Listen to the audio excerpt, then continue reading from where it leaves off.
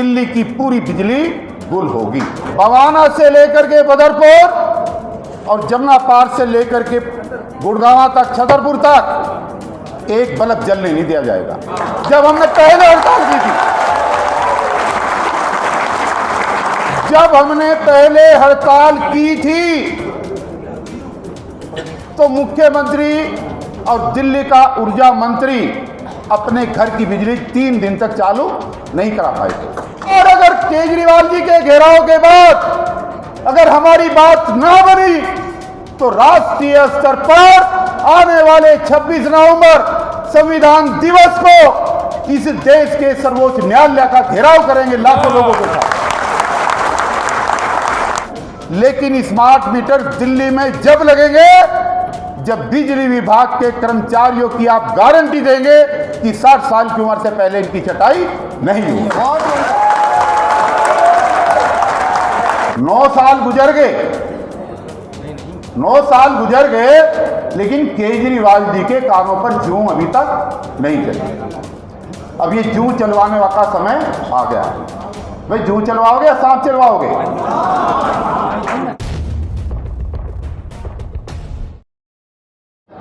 आपको रोका गया, आपको डराया गया।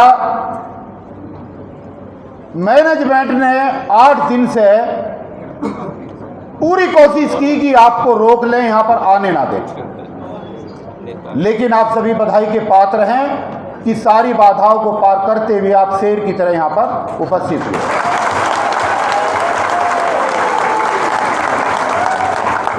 और अभी तो BYPL के साथी तो आए ही नहीं, अभी जमुना पार के साथी तो अभी रास्ते में हैं। जगह कम रहेगी, उसके लिए मैं माफी चाहता हूं। मुझे नहीं पता था, अभी मैं बाहर गया था, इतने ही तो बाहर खड़े। ये भरोसा है आपके मिशन में। हमने एक शब्द जोड़ा था 1.5 महीने पहले, मिशन भरोसा, यही सब था, उसी से जुड़े हो आप। तो ये जो भरोसा आपने आज दिलाया है, इसके पीछे बहुत बड़ा कारण है। 2015 में भी ऐसी ही भीड़ इकट्ठी हुई थी और मैंने आपसे उस समय कहा था, आपको विश्वास नहीं हो रहा था। आपकी 9,000 रुपये सैलरी थी। मैंने कहा आपकी सैलरी में 20,000 करा सकता हूं। तो हमारे लड़कों ने विश्वास नहीं किया, ऐसे कैसे हो सकता है। लेकिन जब आंदोलन हुआ तो आपकी सैलरी भी बढ़ी और आपको तमाम सहूलियतें भी मिली। जो चीजें आपको 2015-2016 में मिली थी वो कश्मीर से लेकर कन्याकुमारी तक आज किसी विभाग में नहीं है। आप इस बात का विश्वास करें।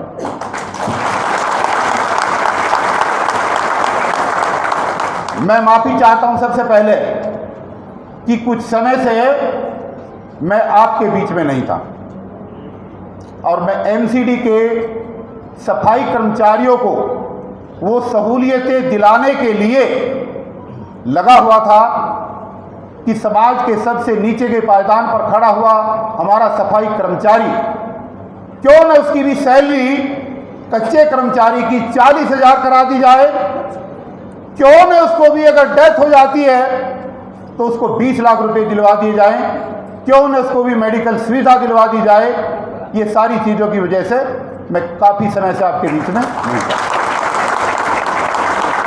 आज मुद्दा ये है, मेरे सम्मानित साथी बहुत ही बड़े बड़े, आप समझ भी नहीं सकते, हमारे बीच में देखिए MCD के अंदर जितनी यूनियन हैं पूरे 1 लाख कर्मचारी हैं। आप ये मान करके चलें कि स्टेज पर 1 लाख कर्मचारी यहां पर विराजमान हैं। क्योंकि जो 2 बड़े संगठन हैं, कोर कमेटी के अध्यक्ष और सफाई कर्मचारी आयोग के पूर्व चेयरमैन संतलाल चावरिया जी हमारे बीच में मौजूद हैं। आप इसी कमेटी के प्रधान महासचिव और ठेकेदारी हटाओ राष्ट्रीय संयुक्त मोर्चा के राष्ट्रीय चेयरमैन भाई राजकुमार धिगान जी हमारे बीच में मौजूद हैं। आप जो दूसरा बड़ा संगठन है एमसीडी मजदूर फेडरेशन भाई रणधीर घाकट जी जो उसके प्रदेश अध्यक्ष हैं वो हमारे बीच में मौजूद है, और जो प्रधान महासचिव है पवार साहब वो भी हमारे बीच में मौजूद है।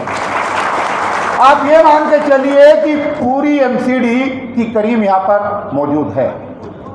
और क्यों मौजूद है? ट्रांसपोर्ट विभाग से हमारे श्याम सुंदर जी यहाँ पर मौजूद हैं, दीपक बिहाल जी हैं, हमारे मानव हितकारी संगठन डॉक्टर अम्बेडकर श्री विनोद संगत जी हैं, और तमाम मेरे साथी सुप्रीम कोर्ट के एडवोकेट भानु प्रताप सिंह जिनकी वीडियो आप सुनते हैं जो करोड़ों में चलती है, वो भी आपके बीच में हैं। मानव अधिकार जो संगठन है जो कम से कम 50 देशों में चल रहा है, डॉक्टर दुआ जो IAS रिटायर्ड हैं वो भी हमारे बीच में है, इसका नाम भी। और हमारे बीच में चौधरी ऋषिपाल जी जो इंटक के अध्यक्ष रहे हैं, और दिल्ली की कम से कम 100 यूनियनें इनके साथ हमेशा रहती है। लेकिन ये तो हम अपने ही सिर्फ संभाले जा रहे हैं, अगर सबको बुला लेते तो बड़ा हाल गड़बड़ हो जाता। दोस्तों, इसके अलावा तमाम कई साथी मेरे मौजूद हैं, टाक साहब हमारे बीच में मौजूद हैं, और मैं आप लोगों से अपनी बात तो बाद में रखूंगा। मैं आप बीच में इसलिए आया हूं कि बोलने वाले वक्ता को यह पता होना चाहिए कि आज का प्रोग्राम क्या है, तो ये वक्ता जब ही तो बात करेगा। और आज का प्रोग्राम ये है, सम्मानित मंच ध्यान दे मेरी बात पर, कि ये कच्चे कर्मचारी हैं, और कच्चे कर्मचारी कच्चे विभाग के हैं, इनको पक्का करने में कोई बहुत बड़ा काम नहीं होने वाला। प्राइवेट सेक्टर के कच्चे कर्मचारियों का पक्का होना, चावरिया साहब मेरी बात पर गौर दें, राजकुमार जी, इनका पक्का होना सिर्फ इतना है कि कंपनी और कर्मचारी के बीच का ठेकेदार हटा दिया जाए, इतना ही तो है भाई। और इनको पक्का होकर के ना तो पेंशन मिलनी ना कुछ और सुविधा मिलनी है। और ये केजरीवाल जी ने वादा किया था ना, 2013 में किया, 2015 में किया, 2020 में किया, और हर बार बेवकूफ बनाता रहा। उसने कहा मैं और मेरी सरकार अगर आएगी तो सारे कच्चे कर्मचारियों को पक्का करूंगा। 60 लाख कनेक्शन है दिल्ली के अंदर, और सारे कनेक्शन पर हमारे साथी 3 बार जाते हैं। एक बार रीडिंग लेने, फिर बिल बांटने, और फिर पैसे लेने। घर घर जाकर के इन 25,000 आउटसोर्स के कर्मचारियों ने प्रचार किया था कि किसी तरीके से केजरीवाल की सरकार बन जाए तो शायद हमारा भला हो जाए। ऐसा ही था या नहीं था? 9 साल गुजर गए, 9 साल गुजर गए, लेकिन केजरीवाल जी के कानों पर जूं अभी तक नहीं चली। अब ये जूं चलवाने का समय आ गया है। भाई जूं चलवाओगे या सांप चलवाओगे? पक्की बात है। तो आज का प्रोग्राम ये है कि केजरीवाल जी को दिल्ली के अंदर बड़े पैमाने पर उसकी की हुई वायदा खिलाफी के विरोध में उनके निवास पर कम से कम 25,000 लोगों के साथ हमें प्रदर्शन करना है और उसको घेरना है।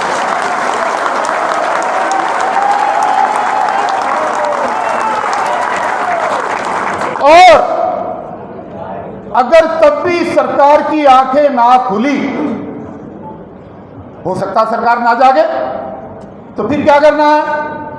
जो कोऑर्डिनेशन कमेटी ने डिक्लेयर किया है और जो हमारी आज की प्रेस रिलीज में है, उसके बाद हम 1 महीने का समय देंगे केजरीवाल जी को सोचने के लिए, समझने के लिए, और प्रदर्शन होने के बाद 1 महीने तक अगर केजरीवाल जी ने इन बिजली कर्मचारियों को पक्का ना किया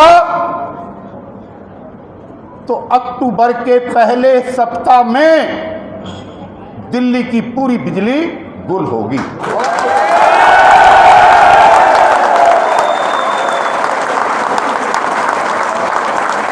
बवाना से लेकर बदरपुर, बवाना से लेकर के बदरपुर और जमुना पार से लेकर के गुड़गांव तक, छतरपुर तक एक बल्ब जलने नहीं दिया जाएगा। जब हमने पहले हड़ताल की थी, जब हमने पहले हड़ताल की थी तो मुख्यमंत्री और दिल्ली का ऊर्जा मंत्री अपने घर की बिजली 3 दिन तक चालू नहीं करा पाए थे। ये हुआ था जब आपकी सैलरी, देखिए मैं कई बार बताता हूं एमसीडी में कि हमारे बिजली कर्मचारियों को 40,000 रुपये सैलरी मिलती है, लेकिन ये कहते हैं ऐसा तो हो ही नहीं सकता। मैं कहता हूं कि कच्चे कर्मचारी की अगर डेथ हो जाती है तो हमने 17 लाख रुपए का प्रोविजन करा रखा है दिलाने का। मिलते हैं या नहीं मिलते बताइए आप। ईएसआई की सुविधा, मेडिकल की सुविधा, इन 10 लाख का इंश्योरेंस, सवारी भत्ता, मोबाइल भत्ता, सब कुछ आपको मिल रहा है। लेकिन दोस्तों जब तक पक्के नहीं होंगे, देखिए आज क्या है दर्द, आज दर्द ये है कि कल अगर स्मार्ट मीटर लगने शुरू हुए तो हम नई टेक्नोलॉजी का स्वागत करेंगे, ये बात सही है। लेकिन स्मार्ट मीटर लगने के बाद इस पावर सेक्टर के अंदर जो हजारों मीटर रीडर हैं, जो हजारों बिल बांटने वाले बीडी हैं और जो रिकवरी करने वाला स्टाफ है, इनके भविष्य का क्या होगा, इनकी नौकरी का क्या होगा, ये कहां जाएंगे। इसलिए हम केजरीवाल जी से ये चाहते हैं कि हम स्मार्ट मीटर का विरोध नहीं कर रहे। स्मार्ट मीटर आप लगाएं, लेकिन स्मार्ट मीटर दिल्ली में जब लगेंगे जब बिजली विभाग के कर्मचारियों की आप गारंटी देंगे कि 60 साल की उम्र से पहले इनकी छटाई नहीं होगी।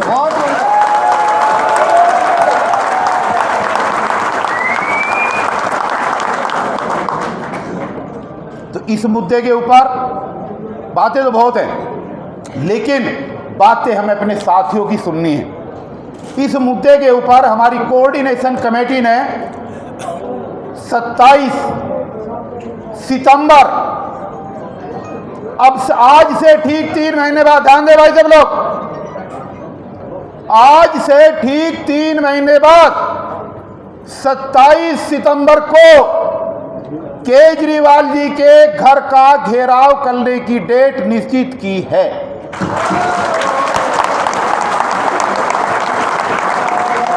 कोऑर्डिनेशन कमेटी के अंदर उस दिन 100 साथी थे हमारे दिल्ली के, लेकिन जब तक सबका सहयोग नहीं मिलेगा, सबका साथ नहीं मिलेगा और सबकी सहमति नहीं मिलेगी, जब तक उस पर पक्की मोहर नहीं लगेगी। इसलिए सबसे पहले मोहर तो आपको लगानी है और उसके बाद की मोहर हमारे उन दोस्तों को, हमारे उन साथियों को लगानी है जिनके विभाग के कच्चे कर्मचारी भी ऐसे ही पीड़ित हैं जैसे आप लोग।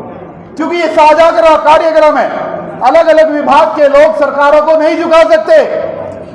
दिल्ली की केजरीवाल सरकार को अगर झुकाना है तो डीटीसी को भी साथ लेना पड़ेगा, एमसीडी को भी साथ लेना पड़ेगा, जल बोर्ड को भी साथ लेना पड़ेगा, आंगनवाड़ी को भी साथ लेना पड़ेगा, स्वास्थ्य विभाग को भी साथ लेना पड़ेगा, सबको साथ लेना पड़ेगा। स्वास्थ्य विभाग के बहुत सारे साथी मेरे भाई बहन यहाँ पर आए हैं, उनका लेटर हमने लिखा है मुख्यमंत्री को। 600 लोग 89 डेज की जो उनकी अप्रूवल होती है उसके लिए तड़प रहे हैं, उनको सैलरी नहीं मिल रही है। हम आने वाले इसी हफ्ते के अंदर दोबारा सरकार को घेर करके उनकी सबकी अप्रूवल कराएंगे और उन सब का जो है काम कराने का काम करेंगे। तो जो भी साथी आए,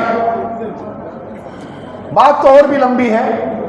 इसके बाद में यहाँ पर सुप्रीम कोर्ट के अधिवक्ता हैं, मैं कुछ बातें महमूद प्राचा जी के सामने रखना चाहता हूँ, वो भी आएंगे आज की मीटिंग में। क्योंकि सुप्रीम, अभी हम बाहर इंटरव्यू दे रहे थे, अरे भाई सुप्रीम कोर्ट चुप क्यों है? जब पार्टियों में झगड़ा हो जाता है एमएलए खरीदने में, बेचने में, सरकार गिराने में, बचाने में, तो रातों रात सुप्रीम कोर्ट खुल जाता है, रातों रात दरवाजे खुल जाते हैं। अगर इस सुप्रीम कोर्ट ने 240 दिन के बाद कच्चे कर्मचारियों को पक्का करने का आदेश दिया हुआ है और सरकारें नहीं मान रही है, तो फिर सुप्रीम कोर्ट चुप क्यों है? सुप्रीम कोर्ट को संज्ञान लेना पड़ेगा। और अगर केजरीवाल जी के घेराव के बाद अगर हमारी बात ना बनी, तो राष्ट्रीय स्तर पर आने वाले 26 नवंबर संविधान दिवस को इस देश के सर्वोच्च न्यायालय का घेराव करेंगे लाखों लोगों के साथ। लेकिन समान कार्य का समान वेतन और कच्चे कर्मचारियों को पक्का करा करके रहेंगे। इस देश के 25 करोड़ मजदूरों को खाली नहीं छोड़ा जा सकता। और इसमें मैं विनम्रता के साथ आप सब लोगों की तरफ से आए हुए अपने तमाम अतिथियों से, वो चाहे एमसीडी से आए हैं, चाहे जल बोर्ड से आए हैं, चाहे डीटी से आए हैं, मैं उनसे ये आग्रह करना चाहता हूं कि हमारा काम बहुत छोटा सा है।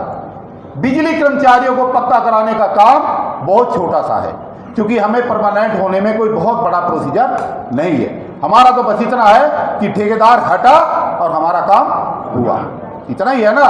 इसलिए मैं इनसे निवेदन करना चाहता हूं कि जो भी वक्ता आए वो इस डेट में आने वाले 27 सितंबर को हमें सहयोग की बात करें और अपने डिपार्टमेंट का उस दिन कोई प्रोग्राम ना रखें। तो बातें बहुत लंबी है, लेकिन क्यों मीटिंग बुलाई गई उसका सार मैंने भी आपको कहा। IR Singh ji, advocate IR Singh और हमारे बड़े भाई BK कटारे साहब लेट हो गए, आपसे निवेदन है कि आप स्टेज पाएं प्लीज।